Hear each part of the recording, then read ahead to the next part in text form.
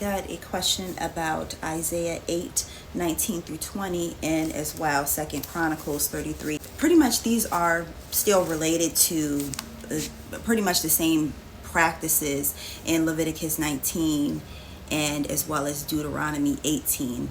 And just as a refresher, these practices are connected to necromancy, but remember there is a spectrum of necromancy, just from communing with the dead, using like bones or teeth, all the way to sacrifices, human sacrifices.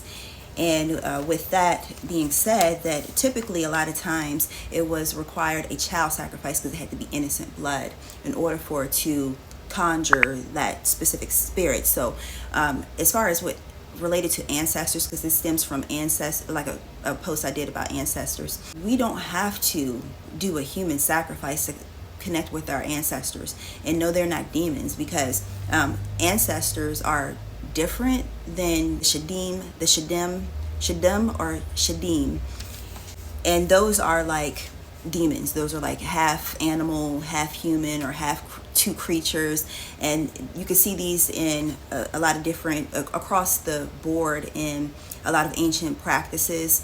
Pan could be considered one of them. That opens up a broader conversation because there's a lot of similarities with a lot of these practices. There overlaps with some of the practices that the high priest would do. These scriptures, they're referring to Ammonite and Canaanite gods. It was forbidden, like Molech, that required a child sacrifice, and that's what is condemnable. In 2 Chronicles, we have Manasseh, that he resurrected the altars unto Baal of Aseroth, and that required, once again, a form of necromancy that required a child sacrifice. The text is made his sons pass through the fire. So that is, once again, related to Leviticus 19, where passing through the fire, don't have your children, your daughters, or your sons pass through the fire. It's specifically because of this practice that required passing through the fire. Is like they would sacrifice their child and then burn them. Almost like what Abraham was going to do in the Old Testament. Let's just keep it 100. What was he going to do when God said, oh yeah, go up to the mountain, I'm going to do a sacrifice, but Lord, what is the ram? I don't see the ram. Just keep going, a ram I will provide, or something of that nature. And he was about to slice and dice and douse it and burn and be about to barbecue his son.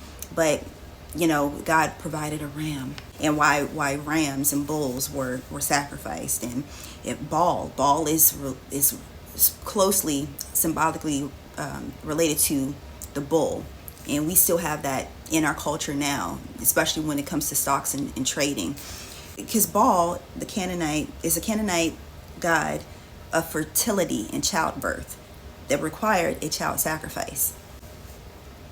So in short, that neither one of these scriptures are related to ancestor veneration.